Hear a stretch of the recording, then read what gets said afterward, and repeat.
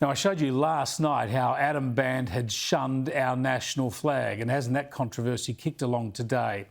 He stuck the flag to one side and did his press conference yesterday standing in front of the two other flags, the Aboriginal flag and the Torres Strait Islander flag.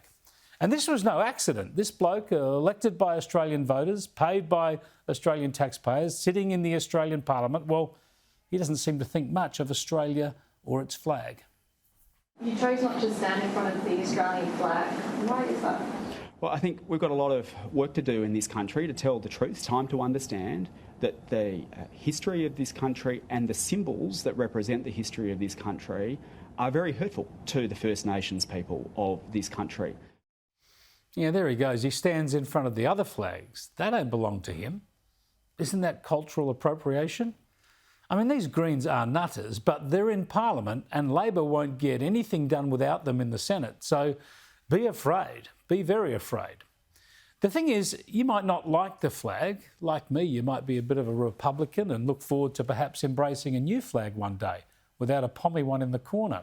Or you might love the flag as it is, as so many do because so many have fought and died under it. But whatever your views, it is our national flag. It should be respected. We do respect it.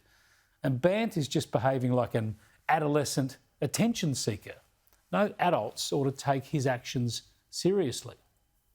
I was at a citizenship ceremony and Adam Bandt was there, a local citizenship ceremony, and all the people there who were new Australian citizens were waving those little Australian flags, and I was waving one, and I said, he was sitting next to me, I said, here you go, mate, have one of these, and why don't you wave? And he just completely stonewalled me, and I thought it was very, very odd. I actually don't believe that a majority of even Greens voters would support Adam Bandt's stance here that disrespects Australia, disrespects our flag. And I always do my interviews in front of the flag. In fact, like Donald Trump, mate, I like to hug the flag. I just like to hug it and love this country so much, mate.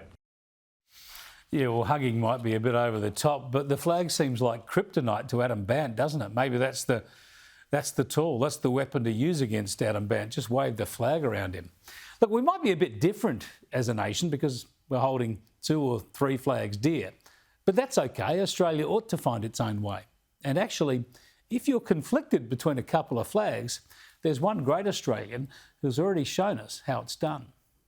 There with the Aboriginal flag and the Australian flag, and she's going to carry both proudly around this lovely stadium here in Victoria, Canada. Yeah, the great Cathy Freeman, hey, she showed us there's nothing wrong with embracing a couple of flags. But sticking our national flag in the corner, shaming our nation like Adam Bandt, that's not on. The Greens leader really shouldn't draw a salary from taxpayers if he's so ashamed of Australia.